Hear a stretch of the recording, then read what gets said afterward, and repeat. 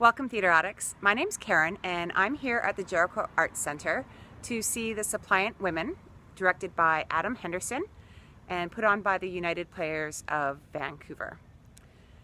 This tragedy was written in the 5th century, and I'm curious to see if it's going to be set back then or if they're going to make it somewhat more current, as the topic can definitely be transformed into something that is parallel to today's society, as it deals with refugees, refugee women specifically, fleeing Egypt to avoid unwanted marriage, and they find themselves in Greece.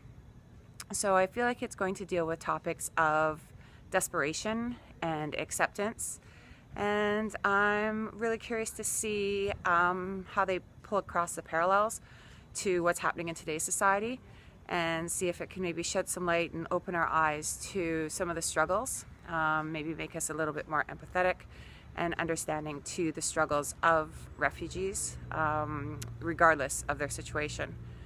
So I'm really looking forward to this. I don't really know much about it. I'm not familiar with the piece myself, so I won't really be able to draw parallels to the original one.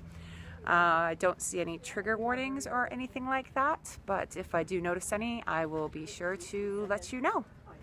Well, folks, that was interesting, however challenging 60 minutes, for me at least.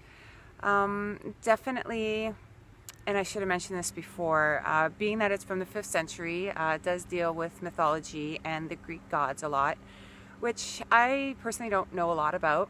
And so that was interesting again, but however challenging is probably the best word I could say. The chorus, so the women, there was 11 women that created a chorus, and a lot of the times they would speak in unison, and I felt like that was off a lot.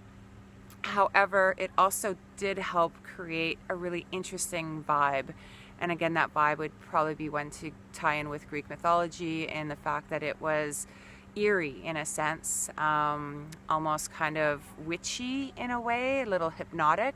So that was unique, and I appreciated that.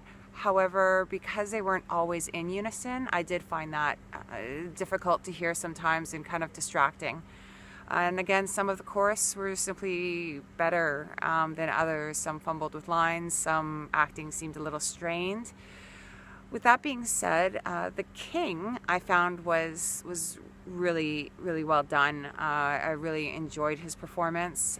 He had a monologue that to me was kind of the heart and soul of the performance, where he spoke about being torn between the gods and the countrymen, and to me that's what rang home to what I mentioned earlier as to drawing parallels to today's society, and what our leaders are faced with when deciding whether or not to bring refugees into the country, and how their countrymen will react, and the strain that it puts on the economy, but then at the same time doing the right thing. So that to me was really relevant and made a lot of sense.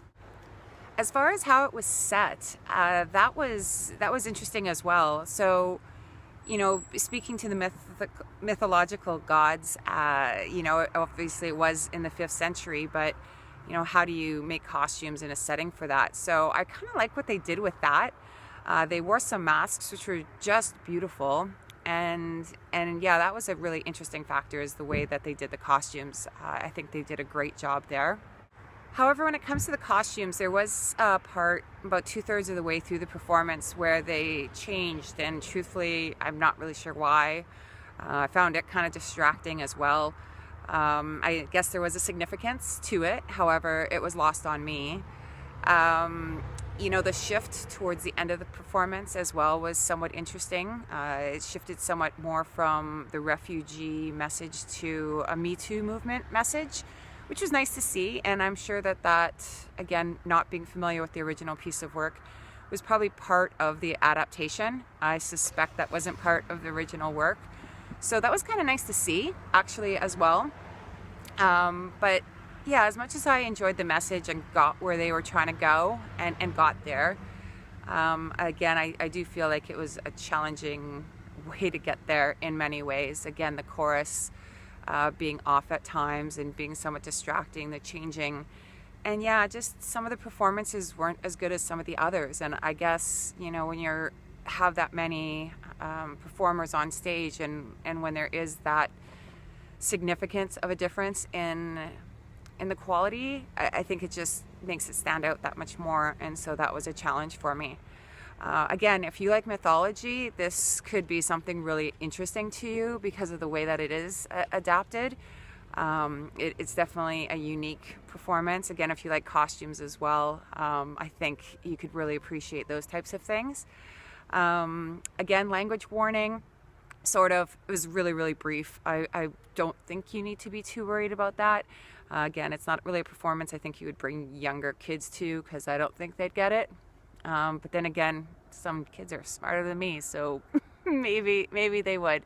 But yeah, I think this is more for a more mature audience who appreciates mythology, costumes, and definitely has a very open mind, because it is a very unique performance. So if you do see this performance, I would love to hear your comments. So please make sure you make note of them below. And then also please subscribe to the Theatre Addicts YouTube station and check our website regularly for other reviews and also to see what sort of shows are coming up.